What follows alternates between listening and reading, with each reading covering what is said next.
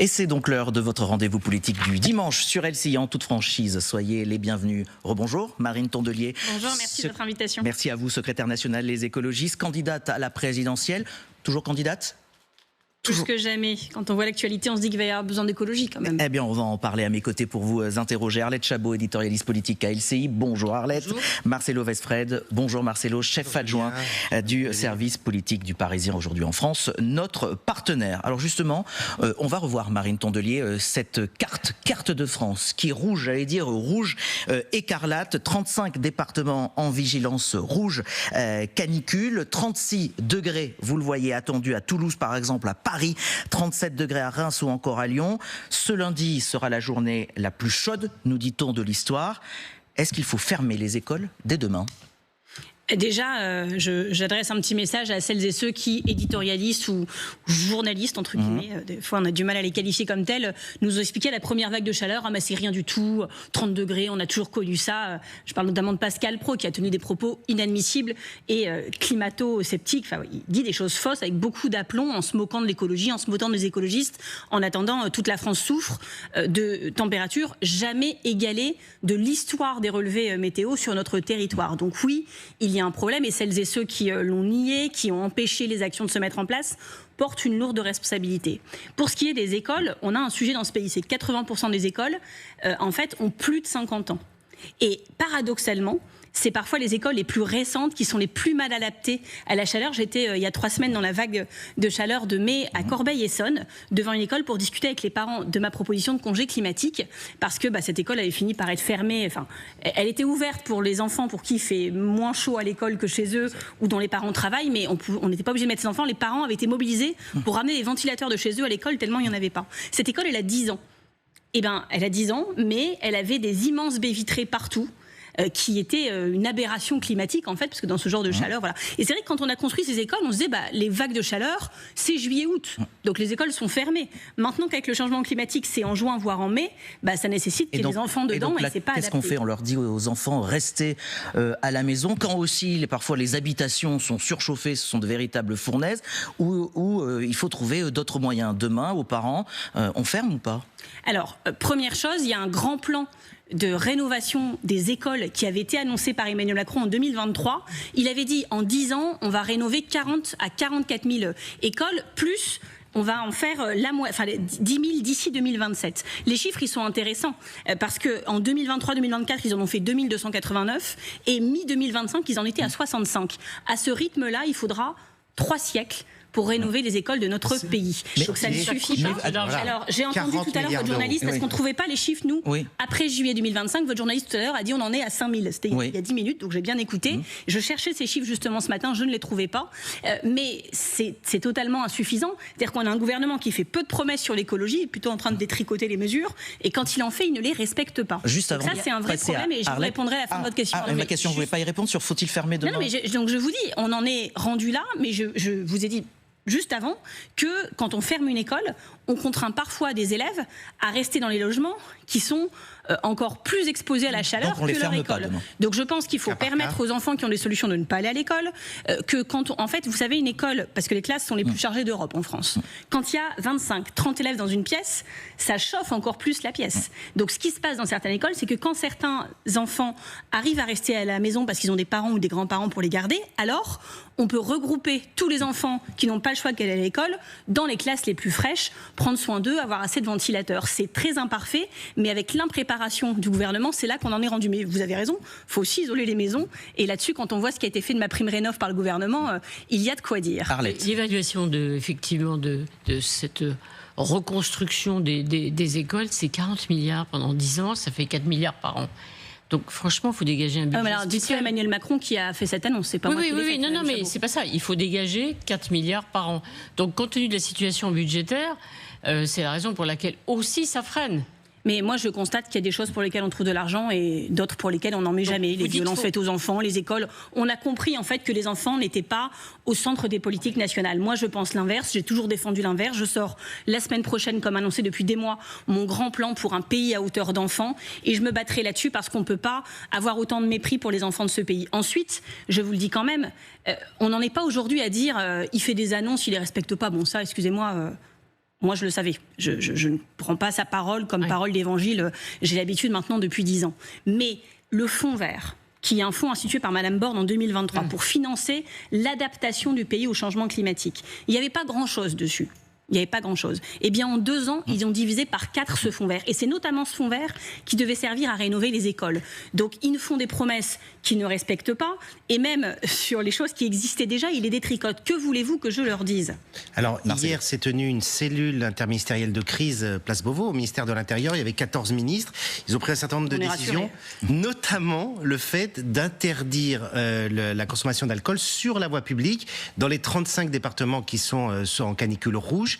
Est-ce que c'est, selon vous, le rôle de l'État de dire attention, l'alcool, ça déshydrate plus quand on consomme, et donc d'interdire sur la voie publique cette consommation? Mais vous savez qu'il peut y avoir des accidents tragiques dans les heures, dans les jours qui viennent avec ces chaleurs. Des gens, on en parlait juste avant dans l'émission précédente, qui vont dire allez, je fais mon jogging, je vais mettre sur internet que je suis un warrior, j'ai fait mon jogging quand même et ma prépa marathon continue. D'autres qui vont boire des verres en disant je suis jeune, tout va bien, sans se rendre compte de l'impact du cocktail alcool plus chaleur qui déshydrate et qui peut faire que même quand on est jeune et en bonne santé, on peut avoir des accidents. Donc oui, c'est du rôle de l'État que de donner des conseils et des consignes de santé publique. S'il ne le faisait pas, il serait critiqué par les mêmes qui les critiquent aujourd'hui de le faire. C'est la fête de la musique ce soir. Vous ne pouvez pas, par exemple, à Paris, consommer d'alcool, mais vous pouvez aller en terrasse ou dans le bar à côté consommer de l'alcool.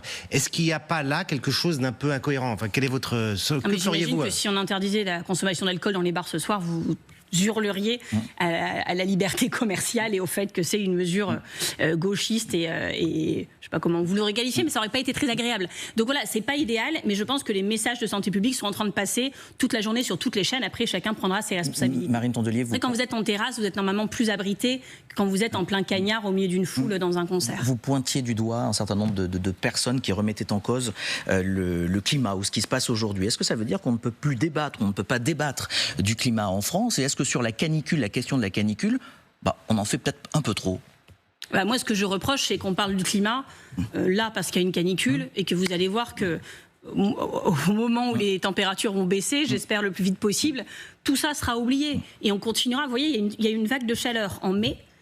Il y a eu une mobilisation générale des médias, des politiques, avec leurs fameuses cellules de crise qui réunissent toujours au milieu de la crise au lieu de la réunir avant. Bref, ils font comme ils veulent. Mais à la minute où ça s'est terminé, ils ont annoncé un nouveau gel du fonds vert qui avait déjà baissé de 80%. Donc, vous voyez, le sujet, c'est pas l'attention qu'on porte pendant la crise. Évidemment que pendant la crise, quand les gens allument leur télé, ils ont envie des consignes, ils ont envie de savoir ce qui se passe, ils veulent voir la carte, donc vous la montrez. Le sujet, c'est ce qui se passe après. Et moi, je le dis, j'ai parlé beaucoup du gouvernement, mais je veux pas laisser le Rassemblement national s'en tirer à si bon compte, parce que je les entends avec leur plan clim, etc., comme si Marine Le Pen était la sauveuse de la planète. Moi, je rappelle quand même leurs propos. J'ai entendu Monsieur Chenu dire... Comment on a pu autant pas se projeter alors que ça fait longtemps qu'on a des rapports, notamment les rapports du GIEC qui nous parlent de réchauffement. J'ai été très émue d'entendre quelqu'un du Rassemblement national nous parler des rapports du GIEC parce que pour l'instant, ce que je leur avais entendu dire, c'était pour Marine Le Pen. Le GIEC a toujours été alarmiste, c'est normal, ils ont toujours le nez dessus, donc ils ont tendance à alerter, et donc ils sont trop pessimistes. J'avais entendu le porte-parole du Rassemblement national à l'Assemblée nationale, Thomas Ménager, dire... On ne peut pas se baser uniquement sur les données du GIEC. Ils ont tendance à exagérer. Si on suit bêtement, parce que ceux qui lisent les rapports du GIEC sont bêtes, si on suit bêtement les données du GIEC, on risque de contrevenir à la qualité de vie des Français. Eh bien, écoutez, la qualité de vie des Français, on voit aujourd'hui ce que ça donne sur elle quand on ne suit pas les rapports du GIEC. Vous parliez, ces gens ne sont pas crédibles et pas sérieux sur le climat. Du GIEC, vous connaissez François Gémen? Bien sûr. Qui est scientifique, membre du GIEC. J'annonce par avance, avant de savoir ce qu'il a dit, que je ne suis pas toujours d'accord avec lui. À mon avis, vous avez... Mais d'autres membres du GIEC non plus. Écoutez ce qu'il a dit justement sur la clim, puisque c'est le débat du moment, sur la climatisation, il était sur LCI. Sur la question des rejets des gaz fluorés qui sont utilisés dans la clim, qui étaient également néfastes pour le climat, ils ont été interdits, merci l'Europe pour ça, et donc la clim aujourd'hui ne pose pas de problème en France pour le climat. Et il dit qu'il n'y a pas de problème avec la clim aujourd'hui en France. En fait, la clim, c'est simple, c'est ni un tabou, ni une solution à tout. On ne va pas dire aujourd'hui, non, la clim, on n'en met pas, ça coûte de l'énergie, donc on n'en met nulle part. La réalité, c'est qu'il faut en urgence équiper les services publics, notamment les écoles et les hôpitaux de clim. Mais pourquoi je dis que ce n'est pas une réponse à tout? Déjà, on sait que la clim, elle prend l'air à l'intérieur, elle le remet à l'extérieur. Donc si vous êtes, par exemple, à Paris, où le logement est très dense, si vous êtes dans le logement climatisé, vous êtes mieux. mais en fait, vos voisins seront moins bien. Et ceux qui sont dans la rue, ce sera encore pire. Il y a une augmentation très manifeste des températures extérieures. Donc je le dis, il y a des endroits où on peut plus passer de clim.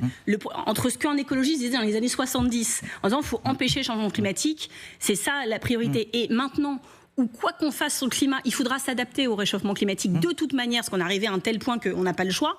C'est normal qu'on ne vous dise pas aujourd'hui. Mais François Gémen dit on ne va pas mettre de la clim partout. En revanche, il disait dans ce son, on a l'impression que des gens sont arc-boutés sur leur position. Vous êtes arc-bouté? Ah non, mais pas du tout, je viens de vous dire l'inverse. Et alors moi, vous pouvez regarder mes déclarations sur le sujet. C'est juste que j'ai dénoncé le fait que Marine Le Pen, l'année dernière déjà, il y a un moment de changement, de souffrance liée au changement climatique de tout le pays. Et là, tout d'un coup, elle ne remet absolument pas en cause tout ce qu'elle a dit sur le climat, des propos vraiment climato-sceptiques. Et elle dit, moi j'ai une solution, clim partout.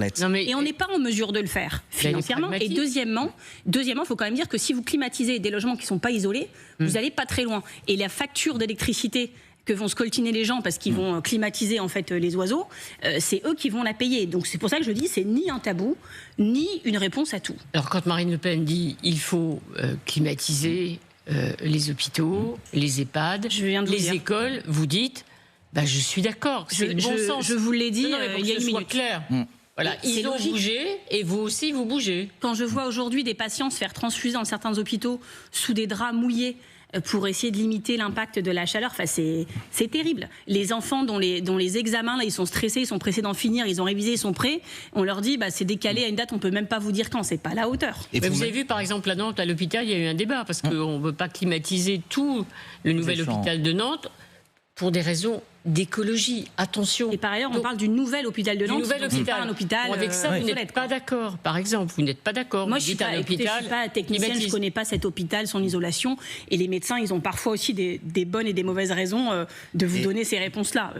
À titre personnel, vous utilisez la clim dans votre bureau ou dans votre voiture? Alors, je peux vous dire que non, que chez moi, c'est pas climatisé. Qu'en plus, je fais partie des gens qui ont isolé leurs combles et qui sont dans des combles qui, en fait, sont pas vivables quand même. Donc, qui est descendu.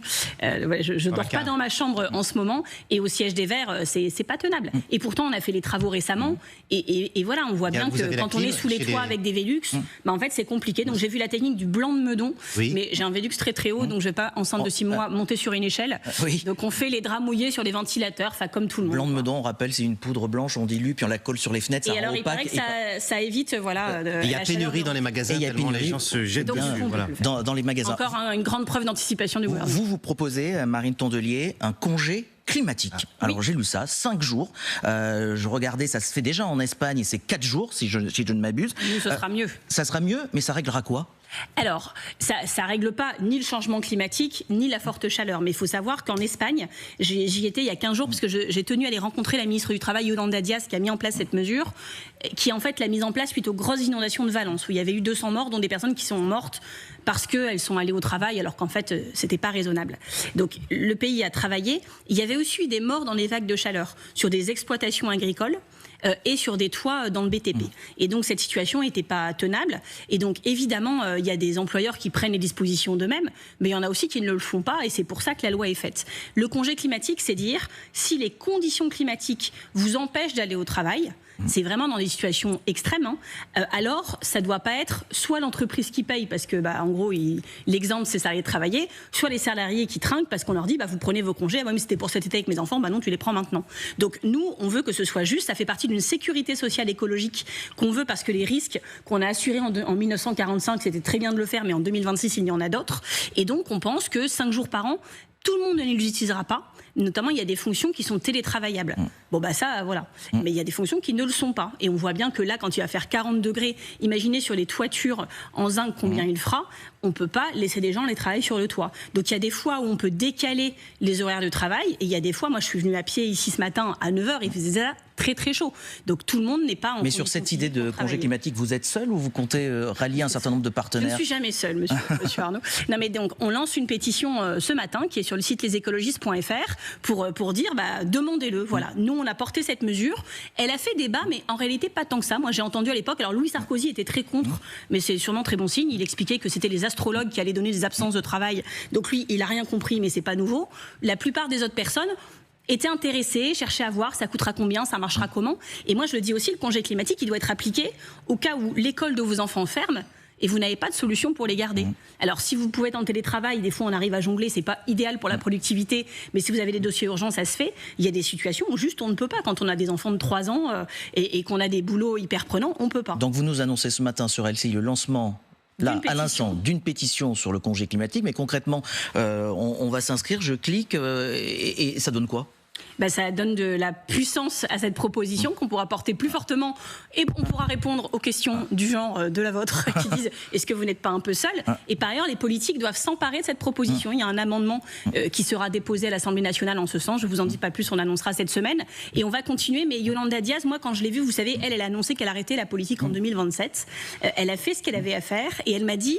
Moi, mon travail maintenant, c'est que cette mesure-là, qui a tellement compté en Espagne, maintenant que vous allez subir les mêmes températures que nous, elle soit portée aussi dans les autres pays. Et donc, elle m'a dit, quand tu veux, je viens en France, on en discute avec les syndicats, avec les patrons, avec les politiques, et on va convaincre. Et donc, puisque Yolanda Díaz me le propose, on va le faire. On ne le fait pas en plein milieu d'une vague de chaleur, c'est pas le moment, mais on espère avoir de l'attention quand elle viendra bientôt. Arlette, lui, elle arrête la politique en 2027, c'est pas votre cas, on va y revenir tout à l'heure. Un petit mot, on verra. Sur les constructions, vous parliez effectivement des écoles les plus récentes qui sont au fond celles qui sont les plus chaudes et parce que la construction a été mal faite ou rapidement faite. Est-ce qu'il faut changer, à votre avis, ou imposer de nouvelles normes de construction ? Parce qu'on voit les immeubles de bureaux, par exemple. Vitré.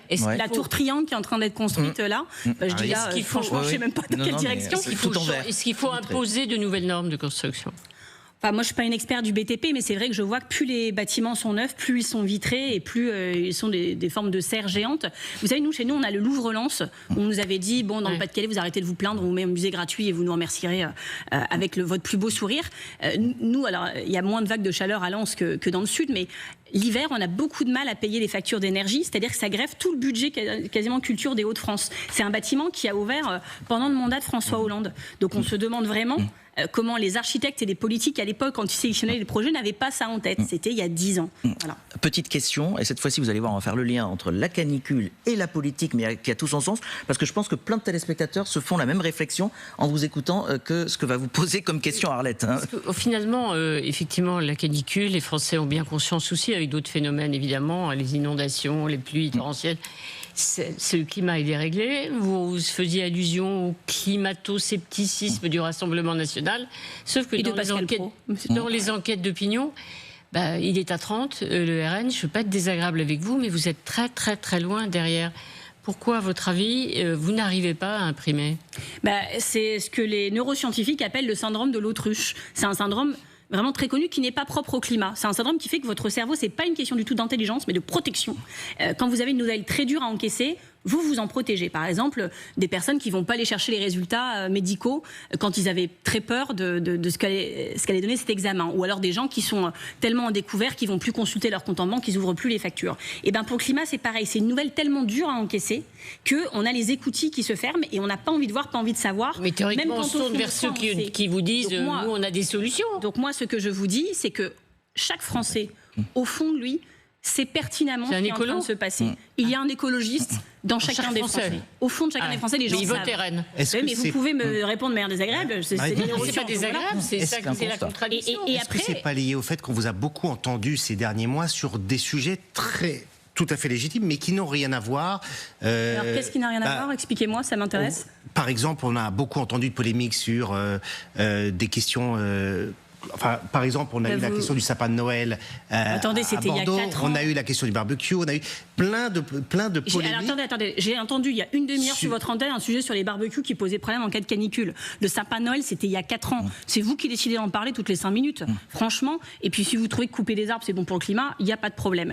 Nous, on défend des mesures qui sont concrètes. Par exemple, la mesure 333. Ça veut dire quoi ? C'est-à-dire que dans chaque ville, il faut un espace vert à 300 mètres de chaque habitation, que 30% de la surface soit végétalisée en été et que de chaque fenêtre, on voit au moins 3 arbres. Ça, c'est du concret. Dans les villes écolos, on l'a fait. Mais si vous résumez le bilan des villes écolos à une histoire de sapin de Noël, c'est sûr qu'on n'avance pas beaucoup. Nous, nos mesures sont concrètes, elles sont précises. Et je rappelle que ce n'est pas juste une question d'environnementalisme, c'est aussi une question sociale. Parce que les études montrent que dans les 10 départements les plus pauvres en France, il y a 31% de surmortalité due à la chaleur que dans les 10 départements les plus riches. Donc la réalité, c'est que cette question environnementale est aussi et avant tout une question sociale, qu'on n'est pas tous exposés de la même manière. On en parlait d'ailleurs avec les enfants qui pourront rester à l'école ou pas, et que tout ça, on doit s'en occuper. Après, que voulez-vous que je vous dise ? Le système politico, médiatico, opinion publico n'est pas... Enfin, c'est notre faute ? Mais c'est un peu de la faute de tout le monde. Moi, je ne dis pas c'est vrai, mais je constate que là, on parle, ça fait 25 minutes qu'on parle d'écologie. Je vous en remercie, mais c'est sûrement mon quota annuel, donc j'en profite. Et c'est comme ça. Que voulez-vous que je vous dise ? On se bat avec nos armes, on n'est pas soutenu par des milliardaires avec beaucoup d'argent, on fait ce qu'on peut avec les moyens du bord. Voilà. Et je souhaite bon courage aux Français pour traverser cette vague de chaleur. Alors, on a entendu vos mesures écologistes. On va parler des mesures de justice, notamment au sujet de l'affaire de la petite et la mort de la petite Liana. A tout de suite dans Toute franchise avec Marine Tondelier.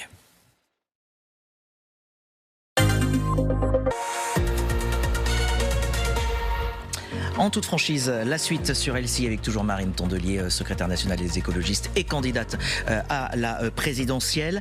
2 semaines après la découverte du corps de Liana, un rapport d'inspection doit être déposé ce lundi, demain, sur le bureau du Premier ministre Sébastien Lecornu. Il doit faire la lumière sur les éventuels dysfonctionnements dans cette affaire. Marine Tondelier, à l'aube de tout ce que l'on connaît pour l'instant, est-ce qu'on peut pointer d'ores et déjà, à votre avis, des responsabilités individuelles ?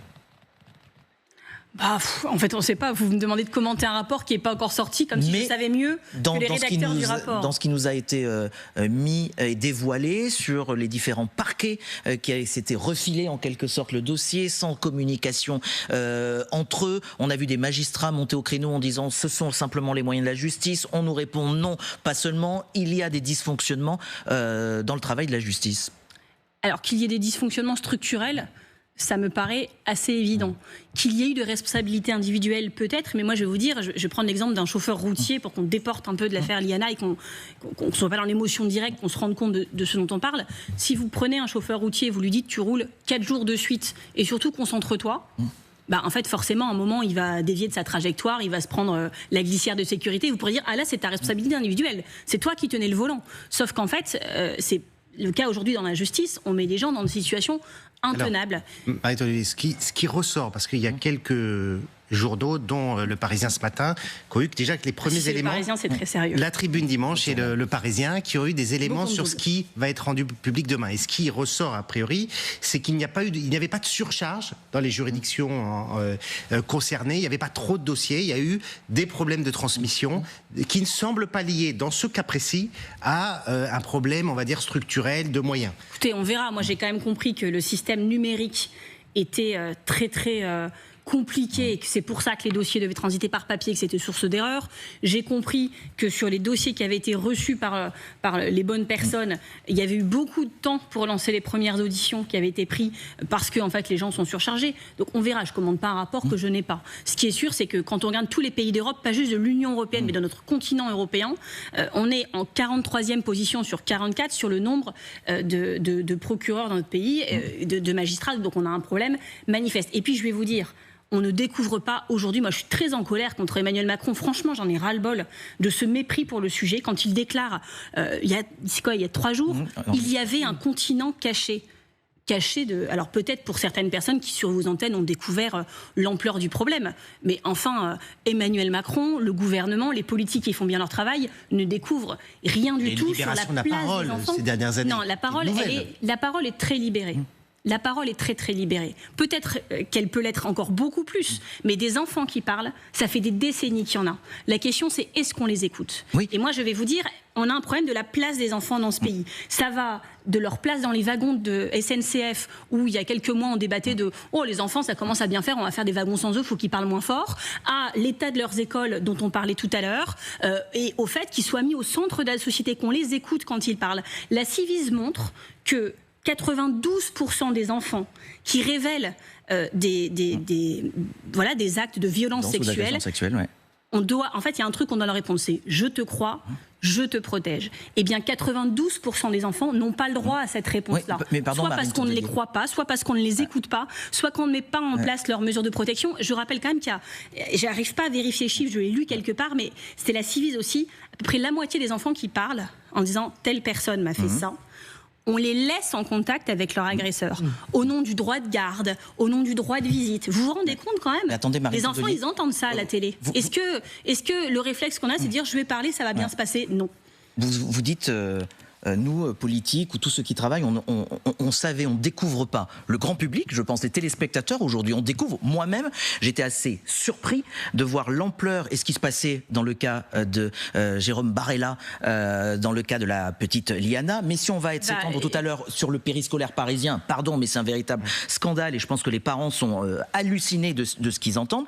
Si les politiques savaient, et si on en est là aujourd'hui, mais qu'est-ce que vous avez fait? Qu'est-ce qu'ils ont fait? Moi, ça fait des années que j'en parle. Je prépare depuis des mois. Vous pouvez relire mon livre d'octobre. Un livre. Enfin, j'ai écrit un livre avec un chapitre. Et quand je dis on, les politiques, c'est pas vous particulièrement, mais j'en quand fais même. partie. Donc je le dis. Not all politics. J'ai écrit un livre qui posait la question plutôt que quelle planète on laissera à nos enfants, qu'on se pose en tant qu'écologiste, mais aussi de quels enfants on laissera à la planète. Où je décrivais tout ça, le fait que toutes les 3 minutes dans ce pays, un enfant est victime d'inceste, d'agression, de viol. C'est terrible, toutes les 3 minutes. J'ai déjà donné ce chiffre plusieurs fois, sur plusieurs plateaux depuis des années. Il n'y a pas de rebond, il y a un effet de sidération immédiat. Et puis, syndrome de l'autruche, sûrement. Vous-même, on part les sur autre chose. Vous participez à des exécutifs, par exemple Paris, Julien Arnaud vient d'en parler, je vais vous répondre sur dans lequel on a découvert ce scandale. Je vais vous répondre sur tout. Premièrement, on ne savait pas. Moi, quand j'étais en primaire, je me rappelle très bien de l'affaire Dutroux. Il s'avère qu'à un moment, il s'était enfui, il était en cavale, que tout le département était en alerte parce qu'on disait aux enfants, à l'école, nos parents et nos instits ne parlaient pas à des gens, il y avait des rumeurs comme quoi il serait dans une voiture blanche, alors que c'était sa voiture d'avant la prison, donc je ne pense pas qu'il aurait récupéré la même voiture, mais vous voyez, il y a eu une panique là-dessus, il y a eu l'affaire Dutroux. Enfin, moi, je suis une enfant qui est grandie bien avec sûr, cette mais affaire. nous aussi, mais ça paraissait exceptionnel à ce moment-là. Non, c'est pas exceptionnel. Quand vous avez des affaires de santé, on a l'impression que c'est quelque chose de systémique. Je vous donne des exemples très précis. Pour un certain nombre de personnes. Très précis. Les enfants à l'ASE, 1 sur 2 est victime d'agression, non pas par ses parents, mais dans le cadre du parcours ASE, en foyer ou en famille d'accueil. Dans le Pas-de-Calais, mon département, le directeur du service de l'ASE a été condamné pour détention de fichiers pédocriminels. Le directeur de l'aide sociale à l'enfance. On nous a dit, vous inquiétez pas, il n'est pas en contact direct avec les enfants. Bon, bah tant mieux. Oui. Moi, ma cousine, elle a fait un burn-out au bout de 4 mois dans le secteur de protection de l'enfance parce qu'elle ne pouvait plus regarder ses gamins le soir. Une de mes amies qui est médecin de PMI dans le département me dit, je suis un enfant de 1 an, il en est à sa 10e famille. Il a 1 an. Comment voulez-vous que les enfants considèrent être pris au sérieux? Ils ne le sont pas. Vous dites, nous, journalistes, on découvre. Enfin, je ne dis pas je parle de moi. Là, attendez, les écologistes ont fait, il y a 1 an à peu près, c'était Sabrina Sebaï, ils ont demandé une commission d'enquête sur les violences dans le sport, où des gamins de 6-7 ans qui se destinaient à du sport de haut niveau ont été violés par leurs entraîneurs. Les fédérations ont couvert. C'est pas que les enfants ne parlent pas, c'est pas qu'on ne sait pas, c'est qu'on couvre. Collectivement, le système couvre. Et pourquoi on couvre Comment? Pourquoi le système? Parce que les fédérations étaient au courant, parce que beaucoup de sportifs de très haut niveau. Alors, vous savez, c'est comme quand Flavie Flamand parle sur Patrick Bruel. On l'écoute plus que d'autres. Et je la remercie de l'avoir fait. Parce que des fois, quand on est connu, on se dit, moi, les gens vont venir m'en parler, je suis trop exposée. Si elle n'avait pas fait, les 29 autres personnes, on les écouterait toujours pas. Dans le sport, il a fallu que des sportifs de haut niveau, qui ont vécu l'enfer. Attendez, vous n'avez pas répondu à ma question. Attendez, je réponds à la sienne. Parisien, vous êtes, les écologistes sont membres, étaient membres de la majorité de l'exécutif. Aucun problème. Donc vous ce qui se passe à Paris dans le périscolaire, vous avez été aveuglé. Ce qui se passe à Paris dans le périscolaire, vous verrez que demain, on aura des histoires du genre dans toutes les villes de France. Mon intime conviction, c'est que ces histoires sortent en premier à Paris parce que les parents sont plus informés peut-être que dans d'autres territoires et vont plus revendiquer le sujet et le porter médiatiquement. Et ils font bien de le faire. Parce que ça va permettre dans d'autres territoires que les histoires émergent. Moi, j'ai rencontré vraiment par hasard dans la rue, parce que les gens viennent vous parler en fait, un monsieur dont les enfants étaient à Saint-Ouen qui avait vécu la même chose. Vous verrez que dans tous les territoires, on est concerné. Je sens que vous allez me poser la question de ce que Hidalgo doit s'expliquer, etc. Anne Hidalgo doit être entendue. Emmanuel Grégoire a annoncé qu'il répondrait à toutes les questions. Nous ne nous défilons devant aucune responsabilité. Et vous verrez qu'il ressortira que les collectivités ne peuvent pas faire sans l'État. Je vais revenir là-dessus. Et donc, puisqu'Emmanuel Grégoire le fait, Anne Hidalgo, à mon avis, n'a pas de raison, elle, de ne pas le faire non plus. Mais comment vous faites quand vous êtes maire aujourd'hui ? Le périscolaire, c'est votre responsabilité, mais quels moyens avez-vous de faire et de mieux faire? Aujourd'hui, j'en parlais avec Anne-Claire Boux, puisque dorénavant, depuis les municipales, c'est une écologiste qui s'occupe des affaires scolaires, Anne-Claire Boux, qui a beaucoup de courage et qui recueille la parole quotidiennement de parents dont les enfants ont vécu l'enfer.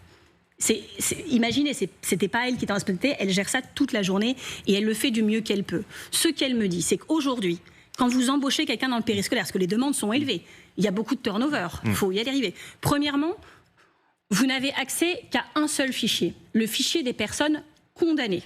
Est-ce que vous savez, dans toutes les personnes contre qui il y a des mains courantes, des plaintes, des signalements, combien sont condamnées? Il y a combien de personnes dans ce fichier? Il n'y a personne.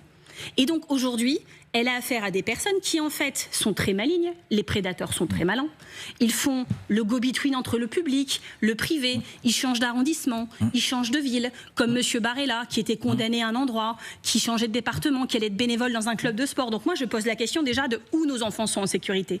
Les pyjama parties, on a peur. Le sport, on a peur. L'école, on a peur. On fait comment? Donc oui, il faut des certificats d'honorabilité. Les personnes, quand elles viennent travailler chez vous, doivent apporter certificat d'honorabilité.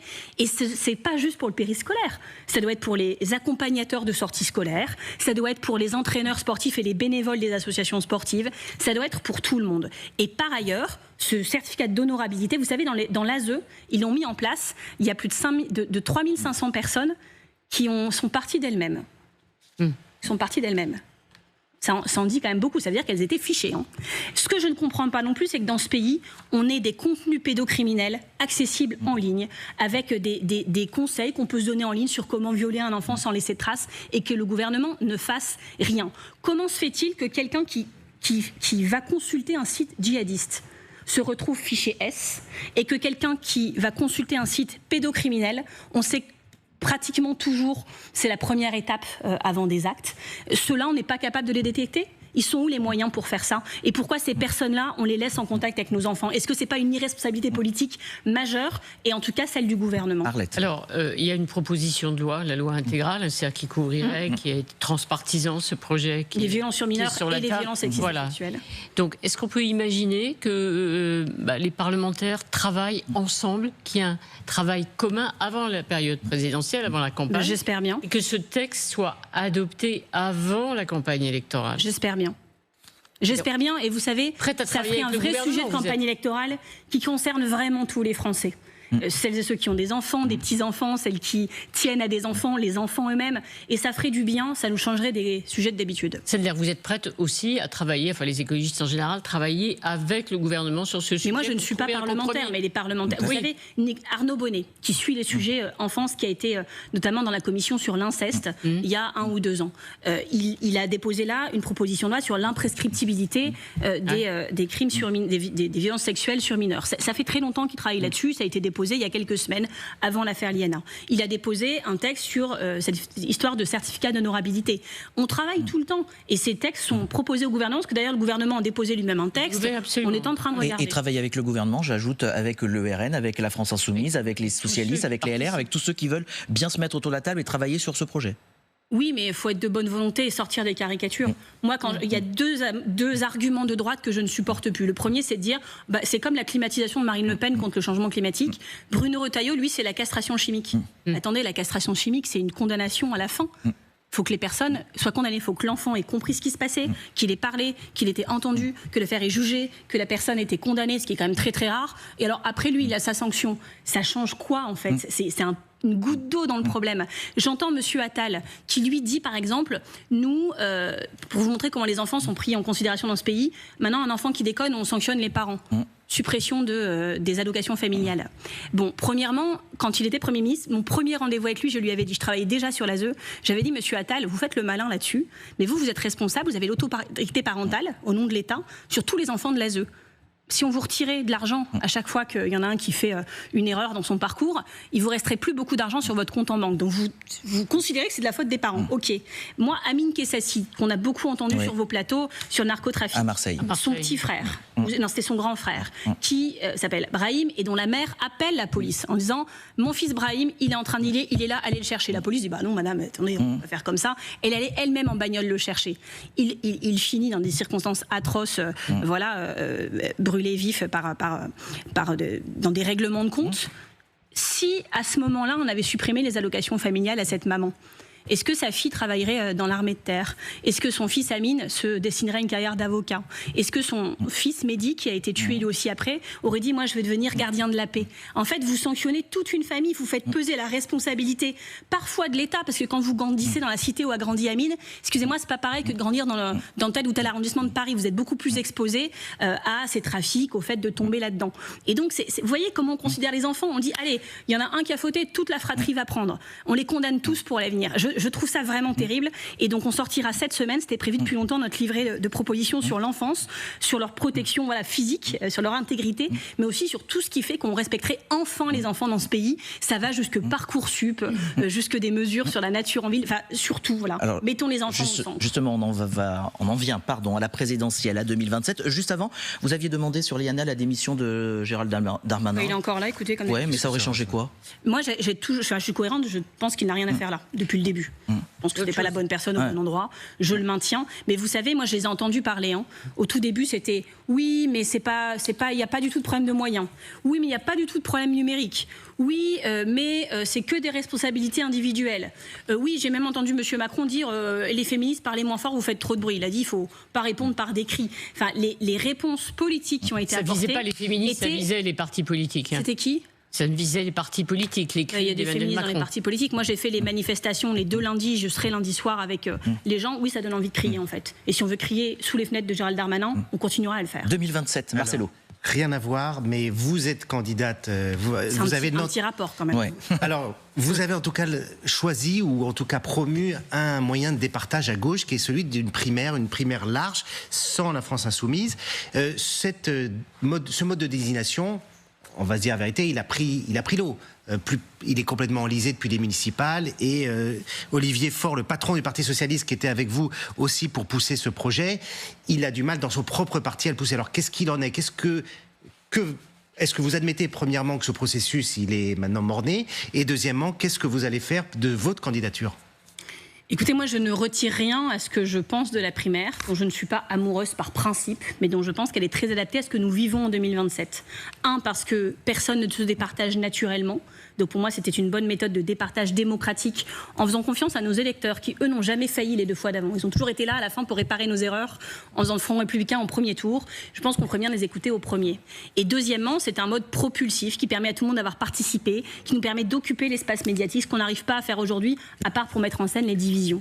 Et donc, je maintiens que c'est le bon système. Et celles et ceux, je leur ai dit dans les yeux, sur les plateaux, j'ai écrit un manifeste pour le dire et je continuerai de le dire, celles et ceux qui prennent la responsabilité de mettre en échec ce processus, peut-être qu'ils arriveront à le tuer complètement. Mais qu'en retireront-ils? Quand retireront-ils? Ils en retireront une responsabilité à vie d'avoir fait échouer ce qui était peut-être notre seule chance de victoire. Mais vous donnez jusqu'à quand pour dire je le dis, ils seront responsables devant l'histoire. Le Parti Socialiste, je vais être sincère avec vous, je ne comprends rien à ce qu'ils font. Je ne comprends rien à ce qu'ils font. Donc, quand ils auront décidé ce qu'ils veulent faire, quand ils sauront ce qu'ils veulent faire, ils nous le diront. En attendant, nous, on avance, c'est notre responsabilité d'écologiste. Mais je ne retire rien à ce que j'ai toujours porté. Et vous me disiez, si vraiment il n'y a pas de primaire, comment vous faites? Eh bien, écoutez, on organise une consultation de nos adhérents parce qu'on a un parti très démocratique et que c'est comme ça qu'il faut faire. Il y a un moment de doute, tout le monde se pose des questions et c'est très légitime. Moi, ceux qui m'inquiètent aujourd'hui, c'est ceux qui ont des certitudes à gauche. Très démocratique, et donc, attendez, je vous explique ce qu'on va faire. Mais vous êtes prêt à exclure. Quand je parle de démocratie, vous ne me laissez pas terminer ma phrase, c'est bien parti. Débat. Donc, la première semaine de juillet, les adhérents de notre mouvement décideront si oui ou non, donc soutien à la primaire qui continue, et 2, est-ce que s'il n'y a pas de primaire, on affirme de continuer à faire campagne sur nos valeurs, sur nos idées, sur la candidature, la mienne qui a été sollicitée au mois d'octobre, c'est eux qui décideront. Et moi, je me plierai à leurs décisions car je leur fais confiance. Mais si nous sommes candidats confirmés là cet été pour les mois qui viennent, je le dis, moi je le continuerai à faire avec un mandat très fort d'union.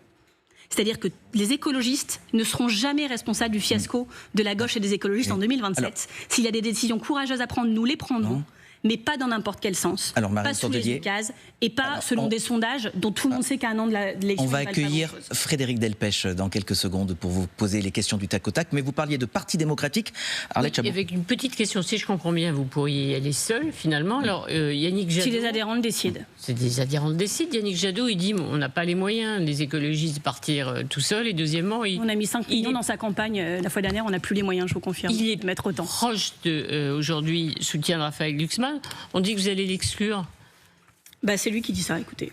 Ah bon, mais vous n'avez pas l'intention de l'exclure s'il soutient... ce n'est pas moi qui... Je ne sais pas où vous croyez qu'on est. Ah bah, je sais pas, vous êtes Ce n'est pas moi qui décide qui on exclut ou pas. Moi, je le dis, j'ai de très bonnes relations de travail avec Yannick Jadot. J'ai toujours veillé à en avoir, c'est mon travail. Et j'ai mis beaucoup d'énergie pour en avoir, y compris pour qu'il soit sénateur aujourd'hui, alors qu'il avait fait 3 mandats de député européen et que chez nous, au bout de 3 mandats, c'est terminé, on évite le cumul dans le temps. Donc, j'ai fait tout cela. Je ne le regrette pas. C'était mon travail. Je fais en sorte de continuer à avoir des relations avec lui, même si c'est difficile, parce que la politique, c'est ingrat. Yannick, c'est quelqu'un qui a bénéficié à 2 reprises du soutien du parti entier, dont le mien. Alors que ce n'était pas mon candidat, les 2 fois, c'est pas lui que je soutenais Cécile Duflot, puis Éric Piolle. Donc vous lui dites reconnaissance du ventre aujourd'hui, peut-être? Comment? Vous lui dites reconnaissance du ventre? Ça, c'est vous qui le dites. Moi, je dis juste que... Dans ce que vous dites... Je pense qu'il y a des comportements politiques qui honorent et d'autres qui honorent moins. Et je pense que la manière dont il pense, c'est pas bien. Et en plus, je sais quelle est sa ligne, tout le monde l'a compris. Il y a 2 choses que je n'apprécie pas, c'est qu'un, il caricature la mienne en expliquant à longueur d'antenne depuis des mois que je suis très proche de Mélenchon, à qui je n'ai pas adressé la parole depuis 2 ans. Et donc je dis, Yannick, c'est toi qui raconte ça. La seule personne qui raconte ça en France, c'est toi. Donc si tu veux pas que je sois vue comme proche de Mélenchon, arrête de... Mais aujourd'hui, il est toujours chez les écologistes. Et deuxièmement, sa ligne, tout le monde l'a bien comprise, mais qu'il la porte dans le parti. On avait encore un conseil politique jeudi soir, avec plein de gens, ça allait de Sandrine Rousseau à David Cormand, à Cyril Châtelain. On a des doutes, on porte des choses différentes, mais on en débat. Ça s'est hyper bien passé, c'était intéressant. Il n'était pas là. Et je pense que s'il veut que sa ligne soit celle qui l'emporte à la fin, mais qui vienne convaincre les militants. Là, les militants, ils en ont marre. Vous disiez, vous allez l'exclure. C'est pas de moi que ça vient. Hein. La motion dont vous parlez, elle a été votée par 67% du Conseil fédéral. C'est assez inédit. Et chez nous, les votes blancs compte contre. Donc je ne sais pas si vous imaginez que c'est vraiment très massif. Frédéric Delpech. Et il y a une vraie, chez nous, il y a une aversion pour ce genre d'exclusion. Si les militants le disent, c'est que ça suffit, en fait, ils en ont marre. Moi, je les écouterai, mais Yannick, si tu reviens, j'annule tout. Ah, l'appel est lancé. Pour vos questions du tac au tac, réponses et questions courtes, s'il vous plaît. De retour aux États-Unis, et Donald Trump s'est dit ravi de son dîner à Versailles. C'était tout simplement incroyable. C'était incroyable. Comme c'était nos impôts. Et il n'a pas tari d'éloges d'ailleurs sur Emmanuel Macron. Il a même d'ailleurs signé le protocole d'accord sur place à Versailles, États-Unis-Iran. Finalement, c'était une diplomatie efficace malgré les critiques avant. On sait que l'Élysée se sert de Versailles maintenant comme annexe diplomatique. Ça coûte beaucoup d'argent, c'est du fax, c'est du luxe. Moi, c'est pas mon truc. Mais si ça peut permettre Donald Trump non seulement de faire ce que vous venez de dire, mais d'aider l'Ukraine aussi, pourquoi pas? Après, je suis pas naïve, Donald Trump, on sait qu'il change d'avis comme de chemise, et donc il peut être charmé par son dîner à Versailles, et le lendemain avoir pas aimé un tweet et repartir dans l'autre sens. Donc je me méfie, et je le dis, Versailles, c'est un lieu très beau, c'est une fierté de notre pays.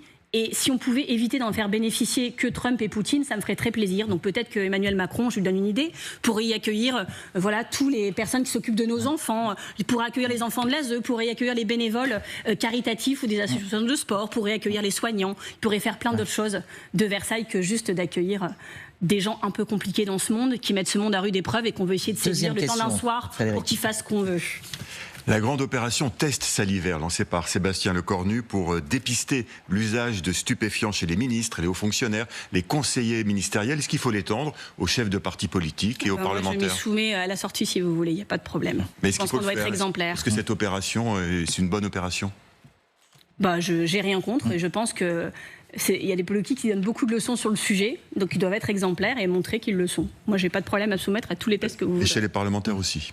Chez vos parlementaires? Mais ça avait été proposé, je pense, à un moment. Alors, le maire de Saint-Denis, Bali Bagayoko, a estimé cette semaine dans l'opinion que siffler la Marseillaise quand la France déshonore, je cite, par ses actes à l'international, c'était un droit à la réplique populaire. Est-ce que vous approuvez ces déclarations? Moi, déjà, j'ai jamais sifflé la Marseillaise. Et Dieu sait que j'ai souvent été pas d'accord avec mon pays, donc c'est pas quelque chose moi qui me parle. Après, j'ai vu les réactions évidemment du RN, de la droite à ces propos. On a un pays qui est très polarisé, donc tout sujet de ce genre va prendre des proportions pas possibles, alors que c'est pas vraiment le sujet principal de notre pays en ce moment. Moi, je me rappelle des propos de Clémenceau en 1981, qui avait refusé, alors que c'était un grand républicain, mais il avait refusé, en fait, il s'était opposé au délit je sais pas qu'on appelle ça, le délit d'outrage à la République. Et il avait eu ces mots très forts, il avait dit « la République vit de liberté ». Et donc je pense que s'il y a des gens qui sifflent la Marseillaise, ça peut choquer plein de compatriotes. Mais la question qu'il faut qu'on se pose, c'est aussi comment des jeunes sont amenés en fait à siffler la Marseillaise. N'est pas sacré, n'est pas. Non, mais je pense que quand on se sent exclu d'une nation, on rejette ces symboles, ça paraît assez logique et donc on peut condamner. si on n'est pas d'accord, mais il faut aussi analyser les raisons et y travailler, sinon on changerait nos problèmes. Toute petite dernière question, peut-être pour la matrice de foot. Ça va être la que vous meilleure. êtes. Oui, alors vous soutenez quelle équipe et quel est votre pronostic? La France, enfin. Le RC Lens. Quand on est dans le championnat français, vainqueur de la Coupe de France, très ému. Et quand c'est la Coupe du Monde, je soutiens la France. Mais je suis comme plein d'écologistes, plein de gens de gauche, plein de gens qui défendent les droits humains. J'ai de plus en plus de mal avec ce que devient le sport international. On a un arbitre de Somalie, juste parce que Trump a décidé que c'était un shitty country, n'a pas pu rentrer en temps normal. Il y a quelques années, tous les arbitres de la compétition auraient dit tant que notre collègue ne rentre pas, on rentre pas, il n'y aura pas de match. Et il serait rentré. Là, aujourd'hui, tout le monde fait carpette. On a une compétition qui va émettre 9 millions de CO2, enfin 9 millions de tonnes de CO2, alors que la moyenne c'était moitié moins des compétitions d'avant. Donc c'est un sujet. La FIFA s'est engagée à être neutre en carbone. Et puis, je trouve que l'équipe de France s'illustre pas par son soutien à votre confrère Christophe Glaise. Et donc, je le redis, même la FIFA, qui est franchement exemplaire sur pas grand-chose, ils lui ont laissé une place libre à la tribune très symbolique et très forte. Ses parents, ils ont donné le coup d'envoi de la Coupe de France. Ils sont soutenus par plein de clubs, par plein de joueurs.